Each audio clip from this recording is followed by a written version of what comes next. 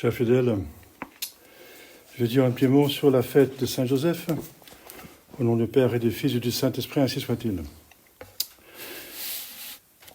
Parler de Saint-Joseph, ce qui est nécessaire, chers fidèles, parce que pas seulement il est patron de cette petite chapelle,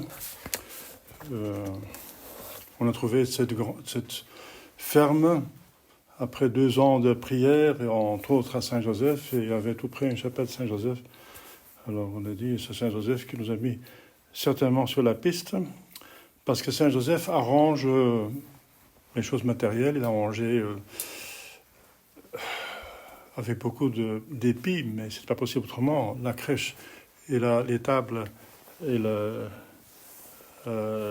donc à Noël, et il a protégé Jésus et Marie en Égypte, et puis la maison de Nazareth était à lui, donc c'est lui qui héberge la Sainte Famille, et la Sainte Famille c'est maintenant l'Église, voilà, il est patron de l'Église, voilà.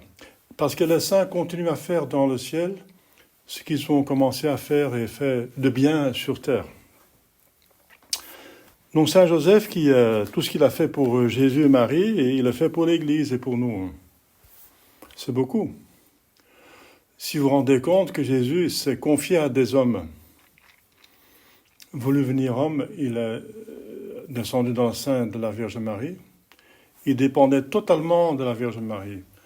Où la Sainte Vierge Marie allait, c'est Jésus allait avec elle, parce qu'il était dans son sein. Bien. On peut dire la même chose de Saint Joseph.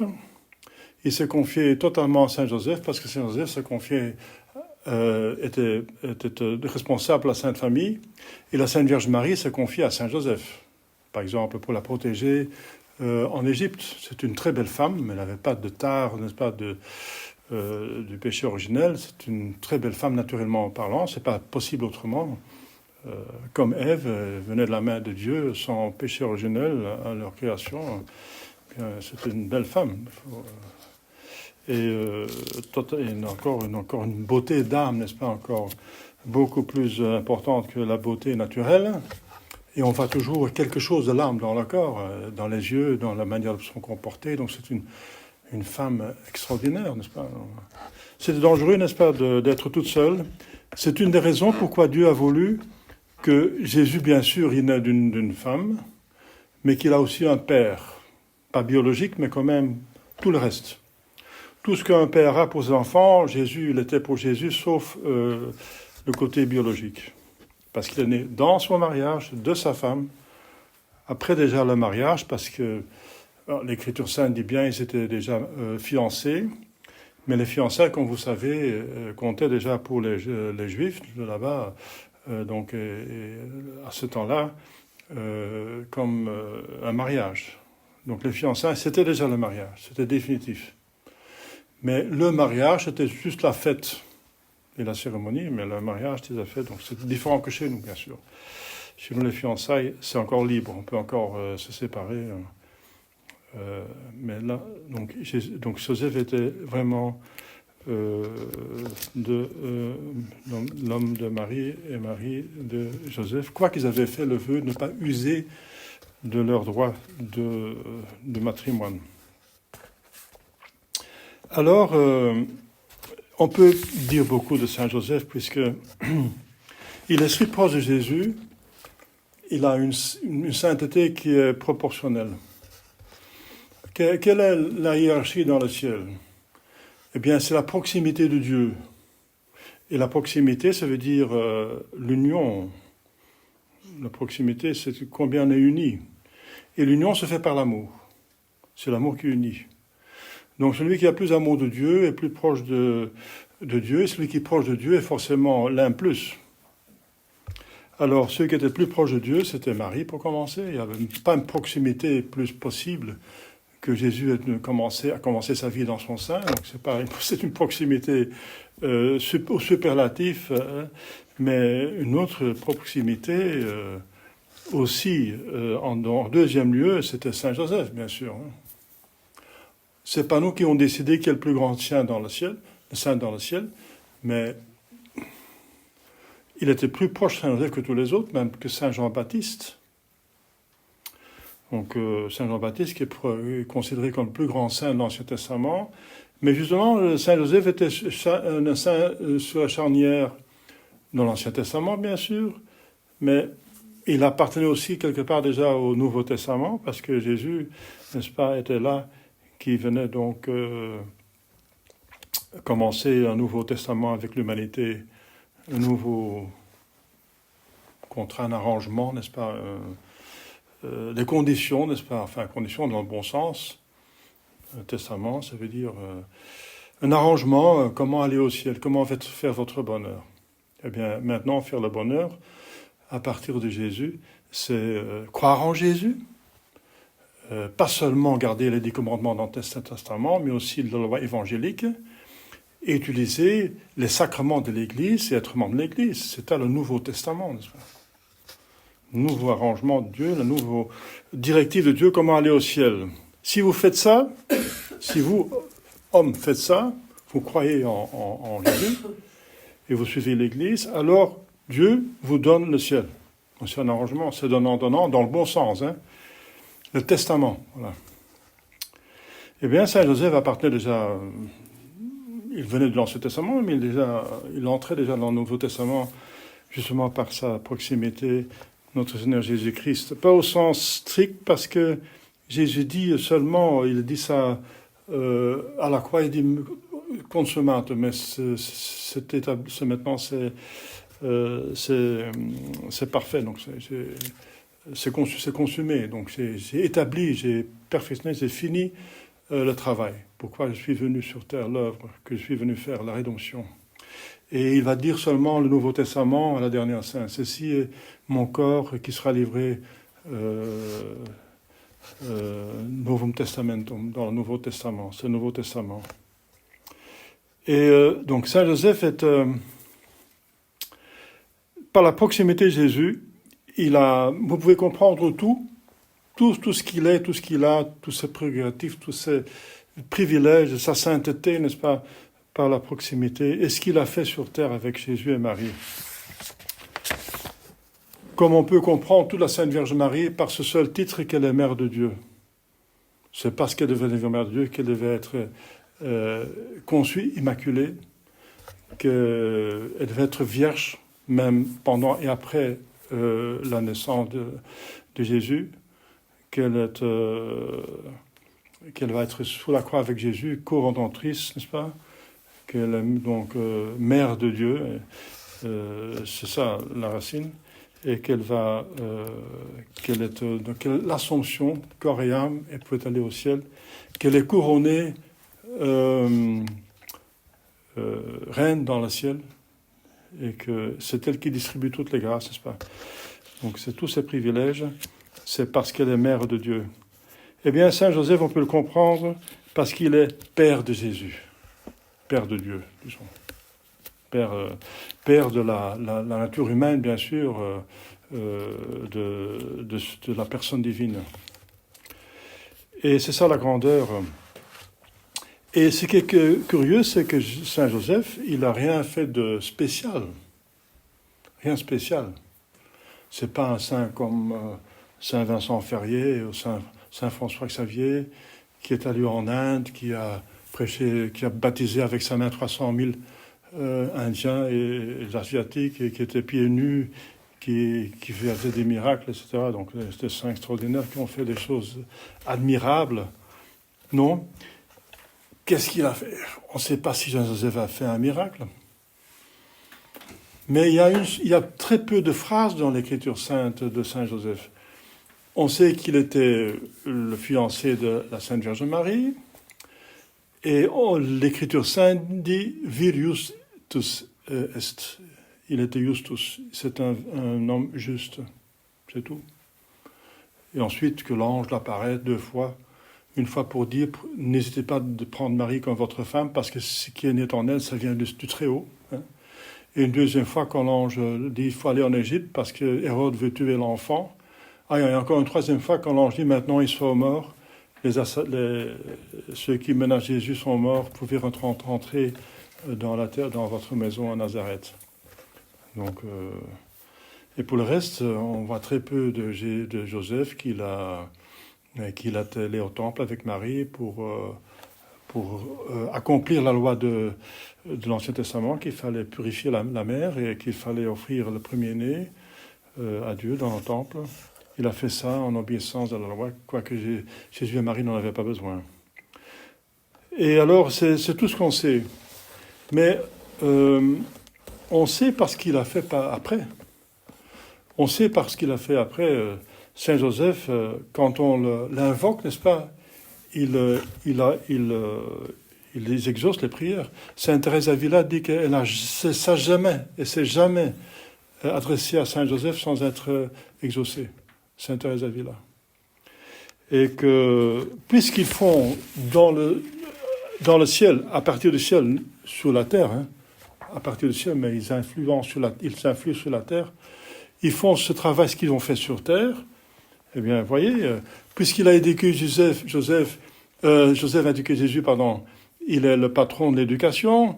Puisqu'il était l'époux de Marie, c'est le patron de la famille, du mariage. Il a travaillé pour la Sainte Famille, c'est maintenant sa fête, n'est-ce pas, comme travailleur. Eh bien, c'est le patron de ceux qui travaillent, tous ceux qui travaillent. Puisqu'il est mort avant que Jésus commence sa vie publique, il est mort dans les bras, façon de parler, de Marie et de Jésus. Il est le patron de la bonne mort. Puisqu'il a amené Jésus et Marie chez les païens en Égypte, il est le patron de la mission, parce que la mission, c'est porter Jésus et Marie, prêcher Jésus et Marie aux païens. Quoi encore ? Ah oui, puisqu'il a vécu avec Jésus et Marie, ce qui est la définition de la vie spirituelle. La vie spirituelle, c'est de vivre avec Jésus et Marie. Il est le patron de la vie spirituelle. C'est encore peut-être la chose la plus importante. Enfin, la plus importante de tout, c'est bien sûr qu'il est le patron de la bonne mort. Parce que si on meurt en état de grâce, on a le ciel. Et c'est encore lui qui est le patron de cela, n'est-ce pas ? Donc, en plus, il a eu une figure de l'Ancien Testament. Il y a Joseph de l'Ancien Testament, qui était un des 12 fils de Jacob, qui est aussi appelé Israël. Il s'appelle Jacob, il va changer de nom, Israël, et qui a été vendu par ses frères, qui est une préfiguration de Jésus même, qui est vendu par Judas, qui est comme un frère, comme un de ses amis, vendu. C'est pour 30 pièces d'argent. Joseph de l'Ancien Testament a vendu à des Ismaélites qui allaient en Égypte. Il était vendu en esclave et lui, il a vendu à Pontifar finalement, il est entré comme ça dans la cour du Pharaon. Et puisqu'il était béni par Dieu, il a expliqué les rêves du Pharaon, qui étaient prémonitoires. Pour une grande famine, et il a vu qu'il y a une grande famine, il a trouvé aussi la solution, c'est que avant cette grande famine, il y avait donc une abondance de récoltes, qu'il fallait garder cette récolte de cette année riche, n'est-ce pas, dans des granges, et ensuite pour pouvoir surmonter la famine de 7 ans qui venait après. Et il a sauvé toute l'Égypte, n'est-ce pas? Et c'est un grand bienfaiteur, et puisque Jacob était dans la Terre Sainte avec ses 11 autres fils, n'est-ce pas? Ils ont devenu venir en Égypte pour chercher de la nourriture. Elles ont trouvé qu'ils devaient demander ça à Joseph, n'est-ce pas? Qui a reçu du Pharaon tout le pouvoir. Tout le pouvoir. Le Pharaon, je te donne tout. Tu vas gouverner en mon nom parce que tu le fais mieux que moi. Tout ce que tu fais, ça prospère. Et tu fais avec beaucoup de sagesse. Et alors, voilà. Donc, ça, c'est le pouvoir de Joseph.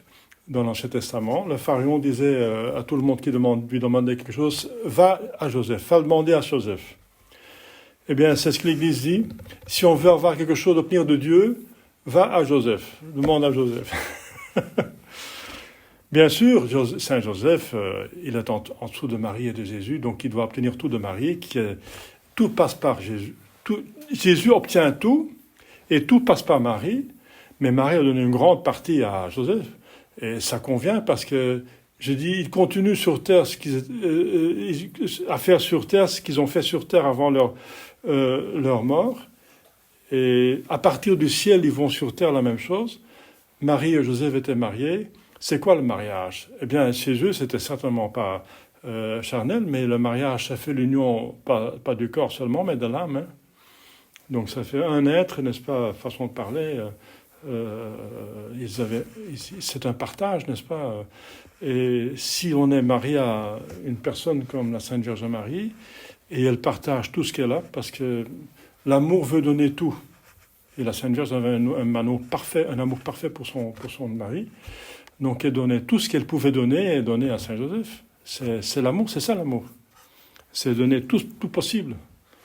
Et si vous vous rendez compte, si la Sainte Vierge donne tout ce qu'elle a, les grâces et tout ce qu'elle a, et tout ce qu'elle puisse obtenir de Dieu à Saint Joseph, de quelle richesse était donc institué, a reçu Saint Joseph. Et c'est ce qu'il distribue aux autres, parce qu'on ne garde pas les choses pour soi-même si on aime Dieu. Parce qu'aimer Dieu, c'est aimer son prochain comme soi-même. Hein. C'est obligatoire. C'est l'amour en Dieu, c'est l'amour. Donc, vous voyez, la grandeur de Saint Joseph est immense. Si peu qu'il y a marqué dans les Écritures saintes de Saint Joseph, si beaucoup il y a à dire de lui, n'est-ce pas? Et même des choses qui nous dépassent. Parce que la Sainte Vierge nous dépasse et elle a communiqué de soi-même à Saint Joseph par son mariage et ça vaut pour l'éternité. Ce sont des dons qui sont pour l'éternité. La sagesse, l'amour de Dieu qui lui a donné, de Jésus, bien sûr, de Jésus, mais elle a donné, eh bien, c'est éternel. Voilà. Alors pour nous maintenant aujourd'hui, pour finir, n'est-ce pas... Je finis par la fête d'aujourd'hui, n'est-ce pas? C'est un seul aspect du grand Saint Joseph, du grand patriarche Saint Joseph, c'est qu'il est patron du travail et des travailleurs, de tous ceux qui travaillent. Eh bien, c'est pour nous très consolant, n'est-ce pas, de savoir que Saint Joseph, sur terre, il n'a fait rien de particulier. Et comme la Sainte Vierge Marie, on ne voit rien de spécial, Sainte Vierge Marie, sur terre. Donc, quel est leur mérite extraordinaire? Qu'est-ce qui fait que la Sainte Vierge Marie et Saint Joseph sont les plus grands saints, n'est-ce pas? Après Dieu même, parce que notre Seigneur Jésus-Christ, il est Dieu tout simplement. Qu'est-ce qui fait leur grandeur extraordinaire au-dessus de tous les autres, des milliards de personnes qui sont sur terre, qui sont dans le purgatoire, qui vont encore venir? Ils sont au-dessus d'eux, n'est-ce pas? Toutes ces personnes, au-dessus d'elles. Qu'est-ce qui fait qu'est-ce qui fait qu'ils sont si grands? C'est leur amour de Dieu. Amour de Dieu. Et pour avoir l'amour de Dieu, il ne faut rien faire de extraordinaire.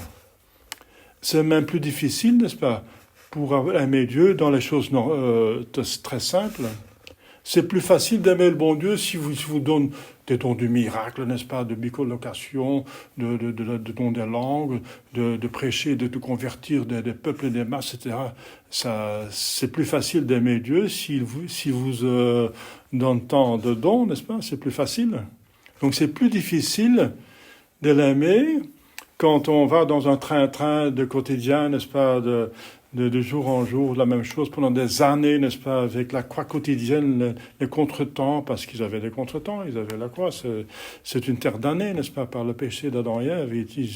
Eux-mêmes, la Sainte Vierge elle-même n'avait pas les péchés originels, mais elle vit dans un monde qui est sous le péché originel. Et Saint Joseph avait le péché originel, quoiqu'il était lié.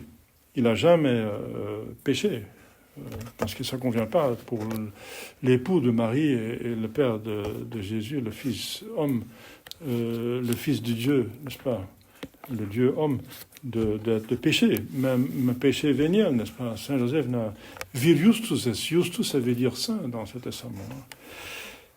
Donc, une vie très simple, et quand même, ils sont devenus les plus grands saints. Le plus grand bonheur. Le plus grand bonheur, c'est donc, et c'est ce qu'a mis en avant l'Église tout le temps, Jésus a encore suscité Thérèse de Lisieux pour nous mettre en avant, n'est-ce pas? Ça s'appelle la petite voix de Sainte Thérèse. Pourquoi petite? Parce que c'est facile. Eh bien, c'est la petite voix qui est la grande voix, n'est-ce pas, finalement, c'est petit dans les yeux du monde, parce que c'est une vie quotidienne comme ça, normal, rien de spécial. C'est petit dans les yeux du monde, mais pas dans les yeux de Dieu, puisque c'est fait avec le plus grand amour. C'est le chemin le plus haut, dit saint Paul, en 1 Corinthiens 13. Je vous montre un chemin plus haut, c'est l'amour de Dieu. Eh bien voilà, c'est finalement le grand chemin de Dieu, mais le petit chemin, on appelle ça le petit chemin de sainte Thérèse de Lisieux. Mais quel est ce chemin? Eh bien c'est ce chemin-là, c'est de faire les choses que vous faites, mais avec le plus possible d'amour de Dieu. Donc, pas rouspéter, n'est-ce pas? L'accepter, n'est-ce pas?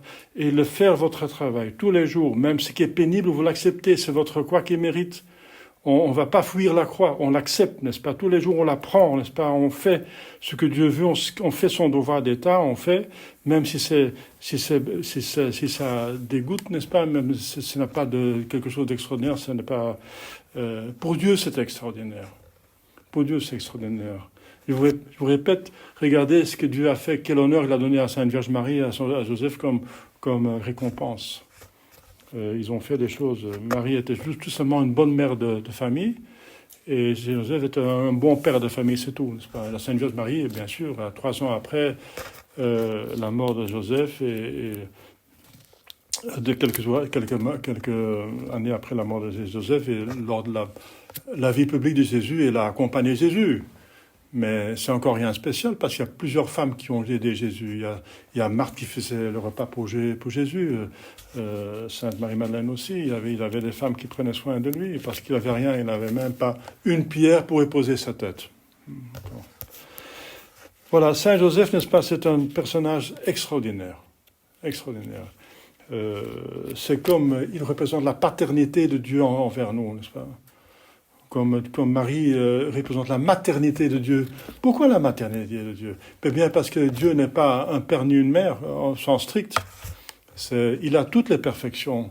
S'il y a une perfection dans l'homme, Dieu a cette perfection, parce que c'est lui qui l'a créé. S'il y a une perfection dans la femme, une tendresse, un soin, Dieu l'a. Cette tendresse, cette perfection de la femme est en Dieu. Parce qu'il a créé la femme, et il est l'origine de cette perfection. Donc Dieu nous aime avec un cœur de père et de mère et de frère et de sœur et tout ce que vous voulez. Eh bien, vous dire, il nous aime.